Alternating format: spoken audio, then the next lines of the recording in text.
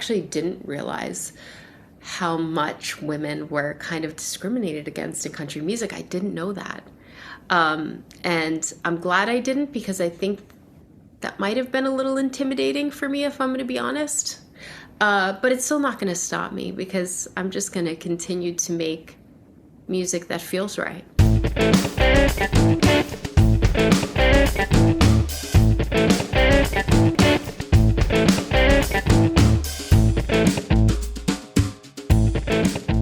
Welcome back to Girl Crush Country, where we are obsessed with women in country music.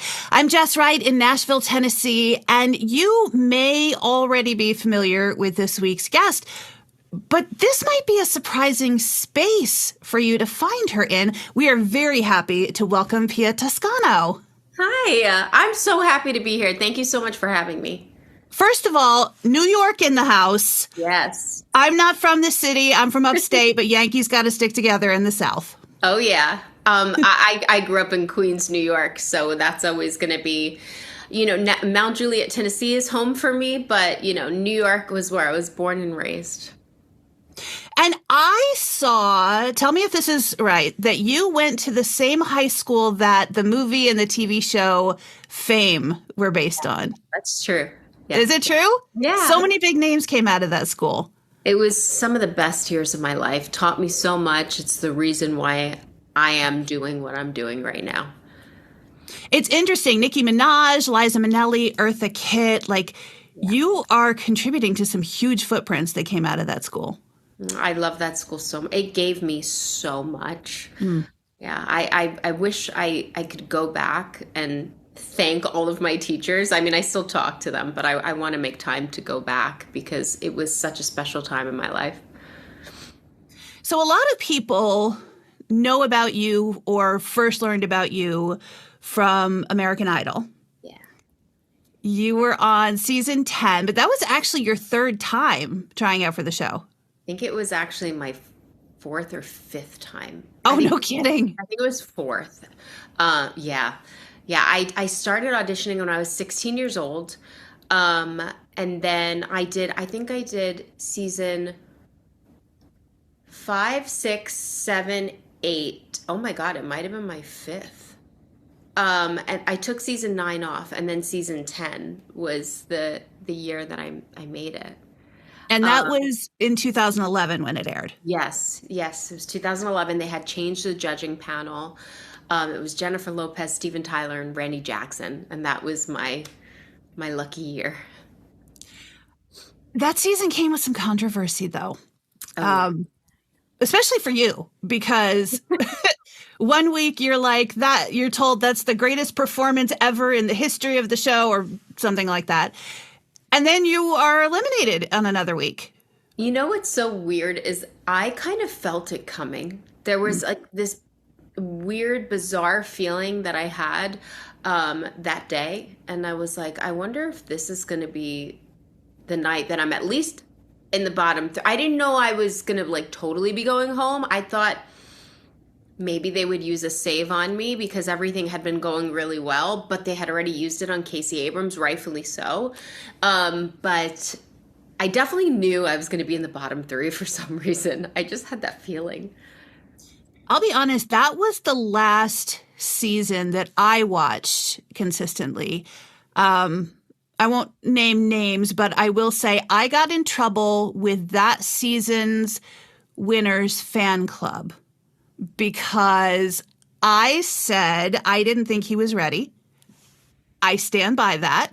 At the time, I don't feel like he was. He's grown up now. I think he's great. He's grown so much as a singer and songwriter, but at that time he wasn't ready. And I didn't think his performances stood up to other people's, including yours. Oh, thank you. Lauren Elena I will always call her my baby sister. Yeah. I was just so impressed by Scotty and Lauren. And Thea McGee, they were all 16 years old, and they were so mature, and they were going through so much at that time. I was having meltdowns, and I was 21, and I'm like, these kids they have so much pressure. They have to do school. They have, all this going on in their lives at this very young age, and they're having to learn songs at a rapid pace, and then you're judged in front of the whole world. And that was the first year we were introduced to social media, Twitter. There was a site called Vote for the Worst that was just brutal to us, Oh, especially me.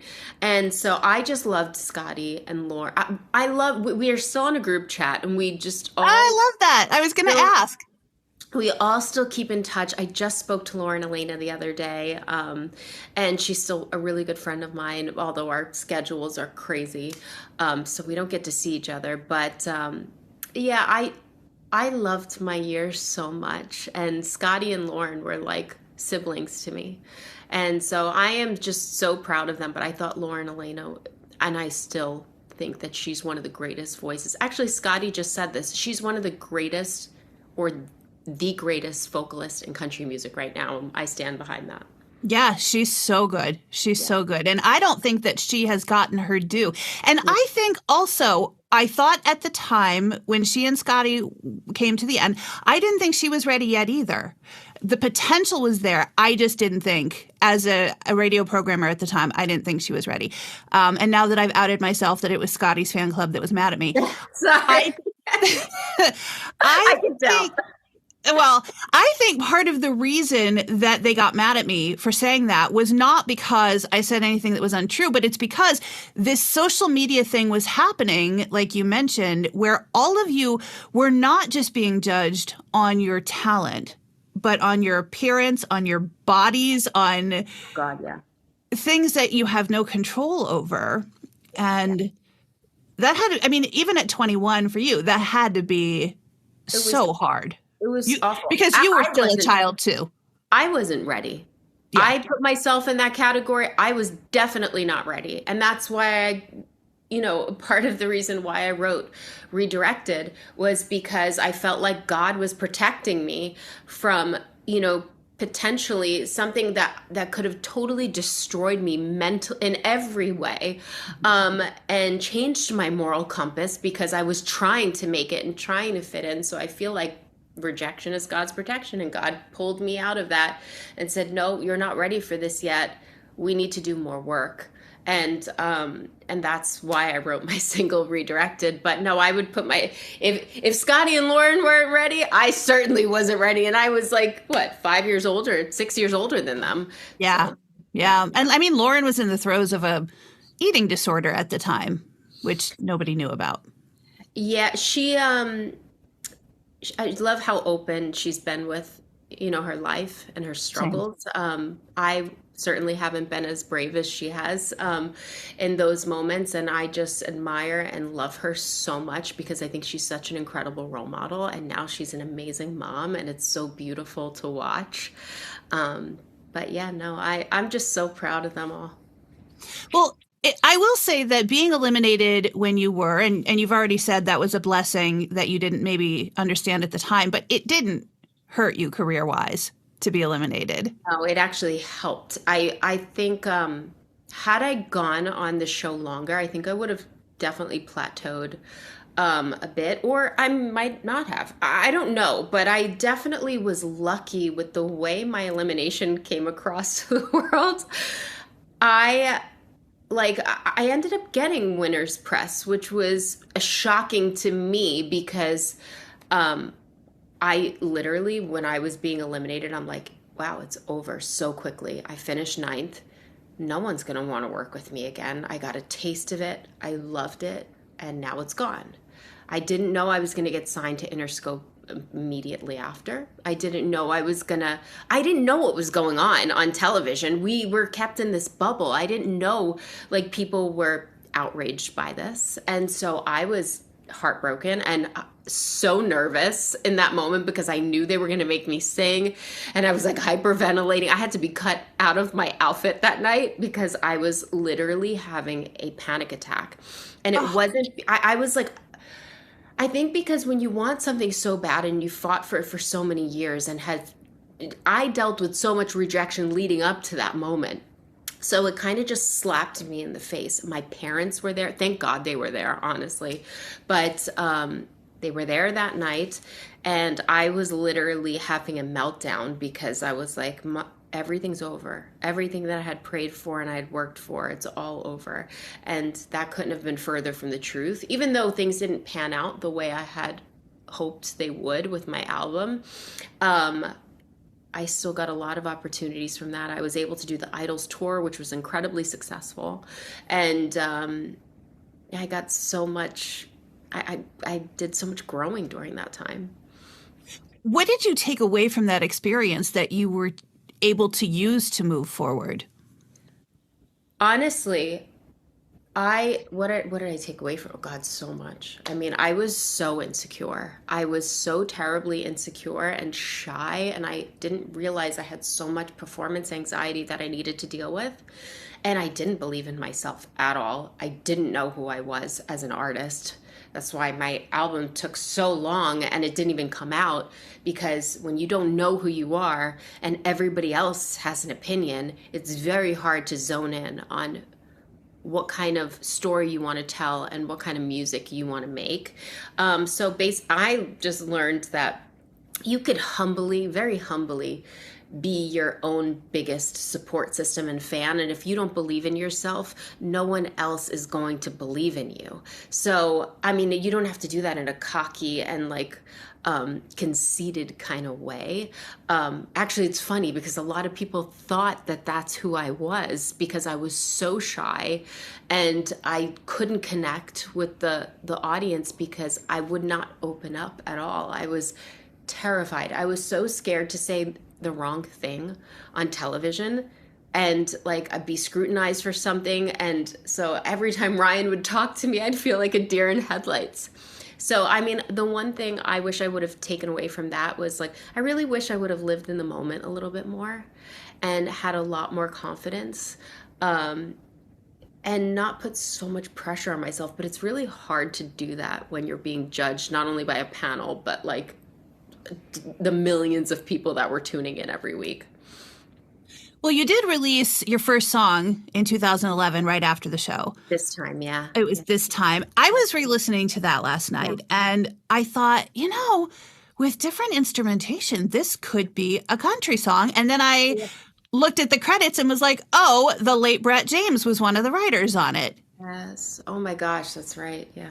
Yeah, actually, if there's a way I could, people love that song. I wish there was a way I could, you know what, I'm going to talk to Melody Place about that. Maybe there's a way to re-release it because people really, they love that song. And I don't think it really had a fair shot either. I think they were trying to figure out where it was going to land on radio too, because it did have a bit of a country thing to it, a country sound. Actually, it was funny. I was in the studio recording with Harvey Mason Jr. and he kept saying, I mean, I grew up listening to Shania, Martina McBride, Faith Hill, LeAnn Rimes, like Dolly. And so he was like, take that twang out of your voice, take that. And he said it in a nice way. It wasn't derogatory in any way. But at that time, I was the balladeer pop singer that they were trying to push on Interscope.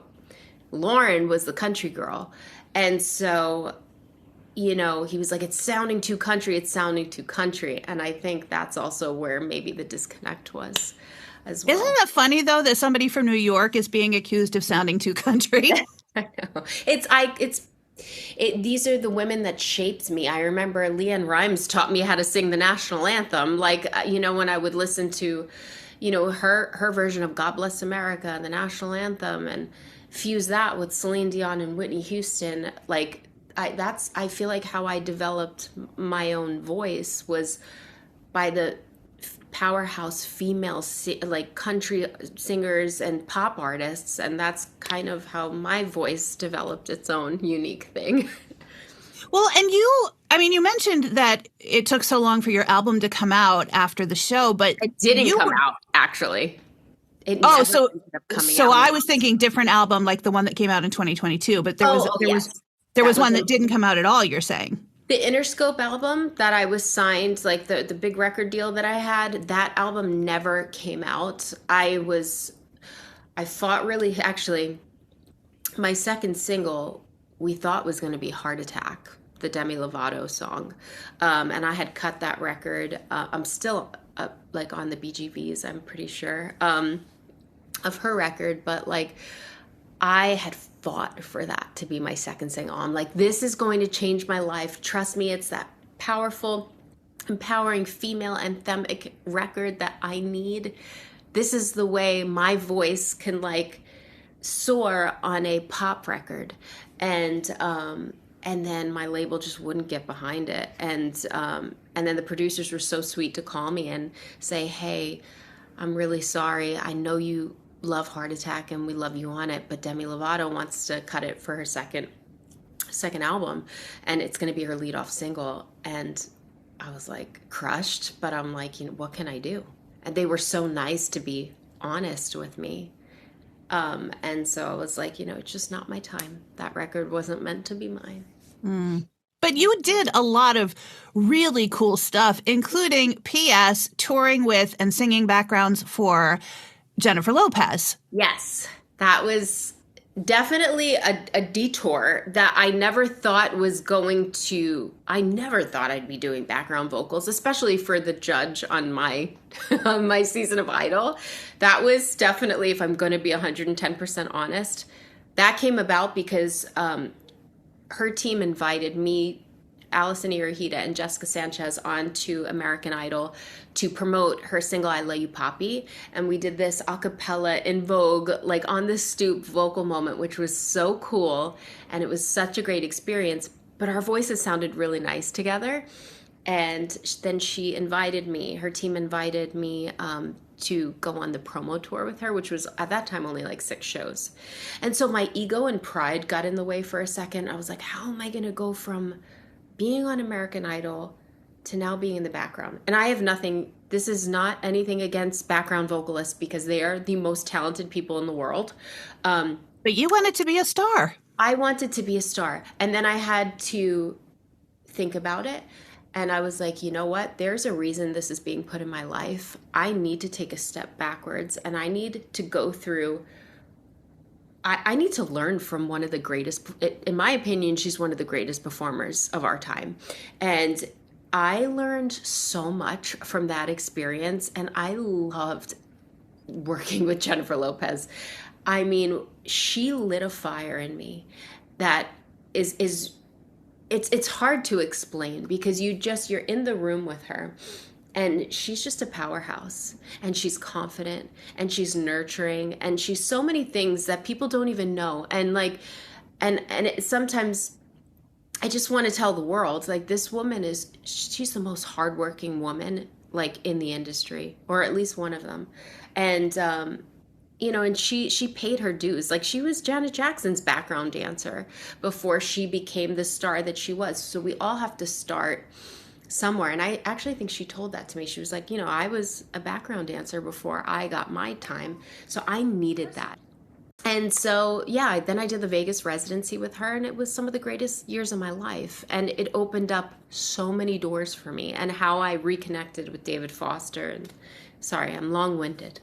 No, please be long-winded because we love the stories. And honestly, I think that if you're going to do backgrounds on your way to being the star that you wanted to be, working and observing somebody like Jennifer Lopez is probably one of the best things for you, just because of how hard she works and all of the different things she's got her hands in. Well, you also can't.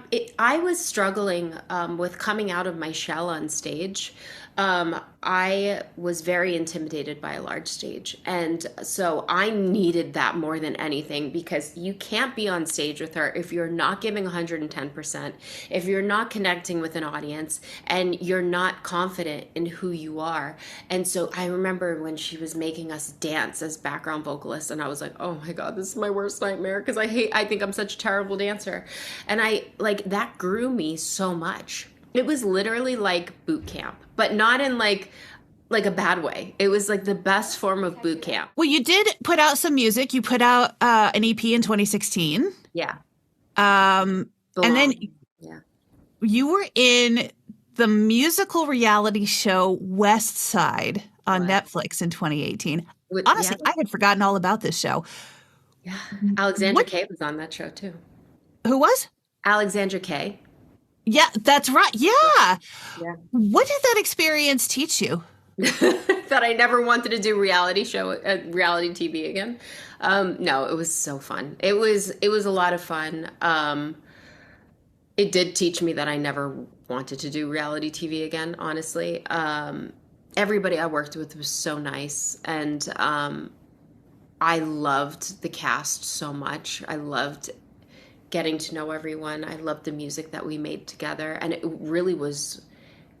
was so fun while we were doing it, but it is just reality TV is a whole different ball game. And then when there's other players that get involved that need to make the show more dramatic, you end up trying to be something that you're not just to make the show more interesting.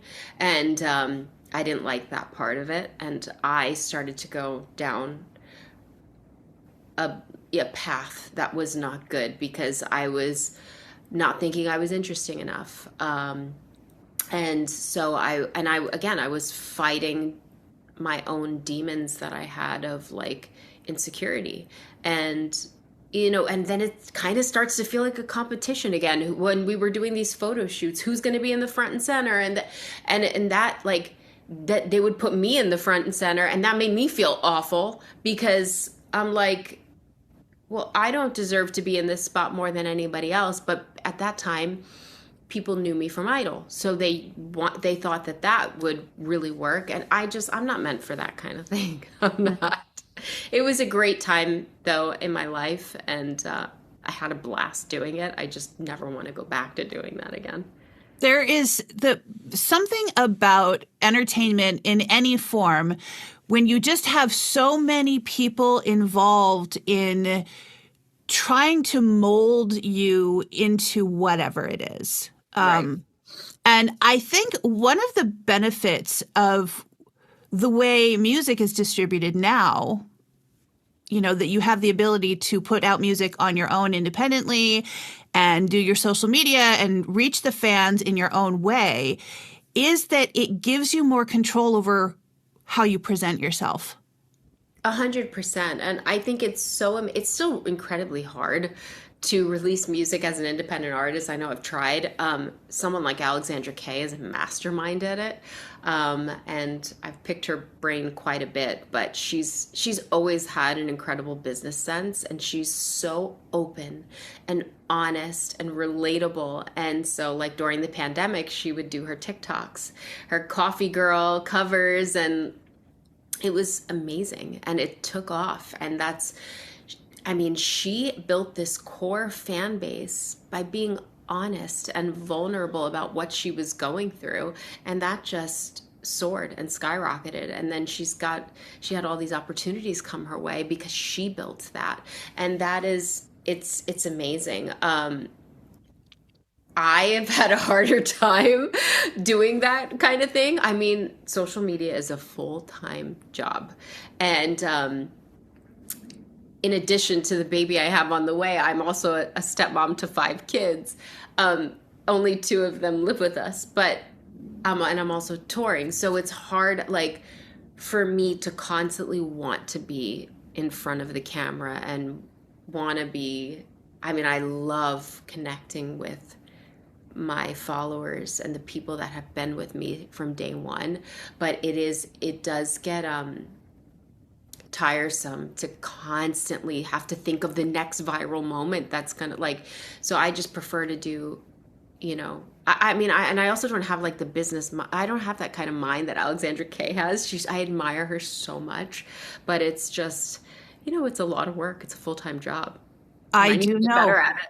I do know. I wish I was better at it too, because trying to get a new platform off the ground is insanely hard. Oh yeah, 100%. But you have had some pretty significant collaborations, especially in the last like 5 or 6 years. You had an Usher collab on your 2022 album. You mentioned David Foster, and you have to tell us everything about how you connected with Andrea Boccelli. Yeah, that was so Usher co-wrote "Walk Through the Fire." That was my second single on my album "I'm Good," and then actually he was a really big part of putting together all the producers and writers for the album I'm Good. So I'm super grateful to him. We actually shared the same birthday, ironically, but he was Oh, so nice, and him and his wife really helped me and guided me through that. And so that was a really fun experience. And then I met Andrea Boccelli through David Foster.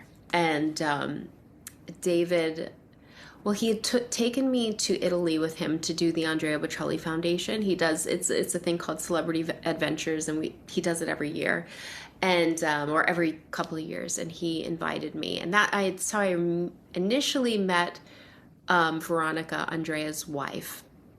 But then Catherine McPhee was supposed to be the guest artist. This, I think it was in 2017 or 2018, but she couldn't do the first few shows, and so David suggested that I audition and sing for them, and then the rest is history. And I've been working with him ever since. So it was really David and Catherine that put my name in there, and were so gracious to believe in me and support me through that, and that's how I got that. so now you have made the move to Nashville. Yeah. Is this a reinvention? Is it an evolution? It's a redirection and an evolution for sure.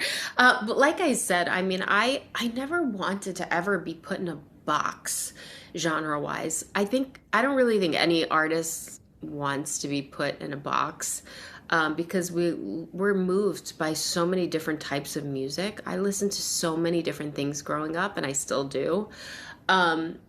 So I just love to perform and write songs that just I don't know. I'm like so influenced by like all different types of sounds. And growing up, I mean, my favorite album, in addition to like Celine and Whitney and the Bodyguard soundtrack, was Come On Over, Shania Twain. I was all over the place.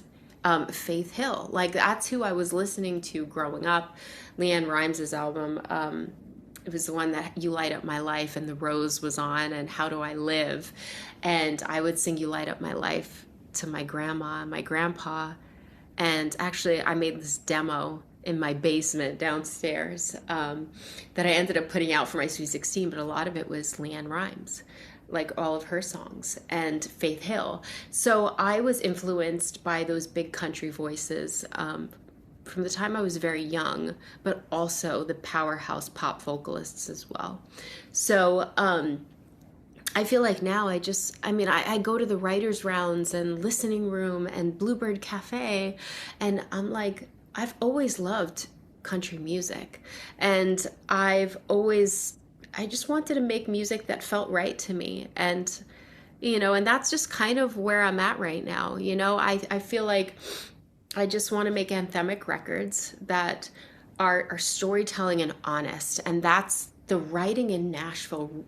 The writers are outstanding here, and they really paint the picture. And I felt like that's what was missing, was the authenticity and the vulnerability, that I was really afraid to tap into. And I feel like here I could do that. And so, yeah, I'm doing like a Nashville-based album right now. That's pop country, and it's anthemic, and it's my story, and I've never felt more myself. So I hope people embrace it and they love it as much as I do, because I feel really at home right now. You're coming in from the pop industry where women dominate and are celebrated in so many ways. And that is less true in country. Women are having a moment right now, for sure. But is that something that you were cognizant of? Were you prepared for that? Is it something you've experienced in any way since you got here? I didn't really realize that, because I struggled so much in the pop world. My type of voice does not work in the pop world. We are not celebrated. Actually, I was told by Warner Brothers that my voice was too big. When Westside came around, I had gotten signed again to Warner Brothers, and I love the president there. I don't know if he's still there. I won't say his name, but he had said, your voice is too big for records. Like, I mean, those records are not selling. We don't know what to do with you. And that was discouraging. And so I'm like, okay, I don't really have a shot in this. And so I don't know what to do outside of making music that feels honest and authentic to me. And so during the pandemic, I moved to Nashville. And, I started going to these writers' rounds, and I'm like, oh my gosh, I want to write songs like this. And that's kind of what I actually didn't realize how much women were kind of discriminated against in country music. I didn't know that. And I'm glad I didn't, because I think that might have been a little intimidating for me, if I'm going to be honest. But it's still not going to stop me, because I'm just going to continue to make music that feels right and hope that it feels right to others as well. And I love that women in the industry don't seem to be getting that memo as a whole and are lifting each other up. Yeah. And, you've mentioned Lauren, Elena, and Alexander Kay. I imagine other women have been supportive of you as well. Oh yeah, I mean Lauren was the one that I was talking to her about my new single, and she was the one that posted about it for the pre-saves. We help each other. And actually, I just did Song Suffragettes the other day at the listening Love room, them. and that's the first time I actually heard that women were not being played on country radio. And I was like, oh wow, I didn't realize that, because I kind of came into this, actually, funny story. Meg Moroney was a huge inspiration to me. And I feel like now women are being celebrated a lot more. Ella Langley, Lainey Wilson, in country music. And so I didn't really realize that, but Meg Moroney was rehearsing at my husband's warehouse. He did, his company did her first tour. And I was so moved and inspired by her writing and her business sense. And I'm like, oh my God, this girl is going to just take over. And I'm so happy to see that she really has. And she's so down to earth and amazing and powerful. And her songwriting I was like, wow, I need to step up my game, especially lyrically. And because she's like lethal with a pen. And so when I was watching her I tried to stay like in the background, not get in the way. It was like my husband's wife is watching. But yeah, I was so inspired by her. And that's when I started doing more and more sessions. She is, I think a lot of people underestimate her, and I think she likes it that way. Yeah. I think she engineers exactly what she wants, and I think she's super smart. I think she's like Dolly Parton in that way. 100%. I agree. I'm so inspired by her, and I love watching her, and I'm so happy to see how successful she's become. So you've talked about Redirected. I was going to ask you all about, the origin of the song, and you've kind of talked about that already. Yeah. And about how it's just maybe it wasn't my time, and I've been redirected because this other thing maybe is what I'm meant for. Yeah, it was actually a mantra for me that I had to keep repeating to keep me hopeful and to keep me going. And I was like, you know what? Rejection is God's protection. This is just a redirection. This doesn't mean failure. This is just God redirecting me. And what I thought was just a way to soothe my soul actually was the truth. Like, this is kind of a long story, so I don't want to drag it out too long. But, when I first met David Foster, he was a producer that I had prayed. I mean, when I was watching like Oprah as a kid with my mom, David would be on breaking artists like Josh Groban and Celine, introducing Celine to the world. And so I would do demos and send them to Oprah, hoping that David would get them. And so after American Idol, he invited me to perform with him at, I think it was Muhammad Ali's 70th birthday. And I had come down with laryngitis like the week or two before, and I was not well enough to sing, but I was like, I thought it would go away if my speaking voice came back. I never had it before, so I didn't know what it was like. But we got to the performance day, and even though I was on steroids and all that stuff, I could not sing to save my life. Actually, it was the flight to Kentucky that made it a lot worse for me. I had a really bad upper respiratory infection. And he knew I was sick, but I just blew it so bad. and he had been talking about taking over my record deal and bringing me to Verve. And he never called us after that. I just totally ruined my opportunity with him. And it was becoming a background singer with Jennifer Lopez and being invited to one of her Christmas parties, which they do sing-alongs all the time. I saw he RSVP'd yes. This was 7 years later. And I was like, oh my God, I can't go to that. I can't see David Foster. I can't face him. And I knew they were going to make me sing.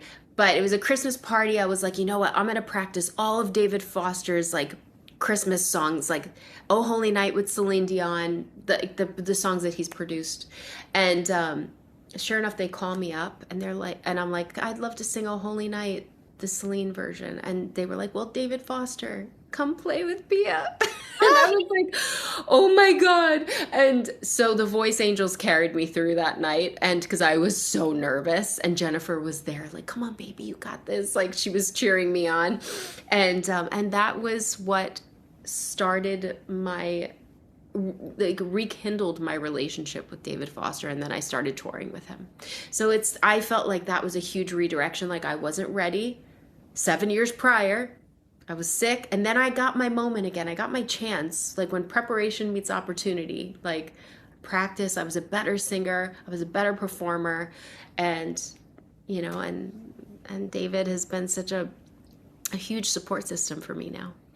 And it's so relatable because we've all had those disappointments where it feels like the end of the world, that we didn't get what we wanted, but it's almost always that something better comes next that we wouldn't have been able to have if we had held on to that other thing. 100%. No, it's the truth. So I'm like, oh, maybe this mantra of mine is actually what's really happening in my life. And yeah, I wanted to write the song, and I wrote it with Stacey Kelleher, and she helped shape it into something even better than it was as an idea. So it is on the Girl Crush Country Spotify playlist and Pandora playlist. Is there more music on the way? I know there's a baby on the way, you mentioned, coming in December, baby girl. Yes, I have a baby girl coming in December, and there's tons of music coming. I definitely have an album's worth of music, even more right now, but of course we're going to keep writing and just doing more and more. But I think I should have another single out within the next 2 months, hopefully sooner. Excellent. Yeah. We're looking forward to that. We're just going to keep going. Okay. Yeah. Thank you so much for supporting Redirected, by the way. Thank you. Yeah, of course. We love supporting women in country music. That's what we do. Let me ask you this. When you were on Idol, you talked a lot about your grandfather and how much he loved to hear you sing. And I know he passed before even getting to see you on Idol. Yeah. And you've done all of these amazing things since then. What do you think he would say to you now? Well, he always said, I'm not going anywhere until I see your name in lights. And I really don't think he did go anywhere, because I get so many signs from him. Like, I tattooed Jay with an angel wing right after he passed. But I'm very big with symbols and numbers. And his birthday was 10/13. Mine is 10/14, October 14th. And so we shared every birthday together, literally until he passed, because he passed on October 12th. And the wake was on my birthday. Oh. And so, of course, that was heartbreaking, but I feel like my first moment coming into the world was with him, and his last was still shared with me. And so I just see him all the time. He's like very much the 10/13 always shows up when I'm feeling so uneasy, and I'm like, I don't know if I could do this. I don't know if I could face this amount of people. And I feel like I'm going to just crumble when I get out there. I see the 10/13 and I'm like, okay, Grandpa's with me. And it happens all the time. So I found out that I was having a baby on April 13th. Like, it's just the number 13, and then 10/13 is when it's like, okay, I know he's really with me. And it happens constantly. That's really cool. Pia Toscano, it has been so nice getting to know you. I'm so glad you could come on the show. Thank you for having me. Yeah.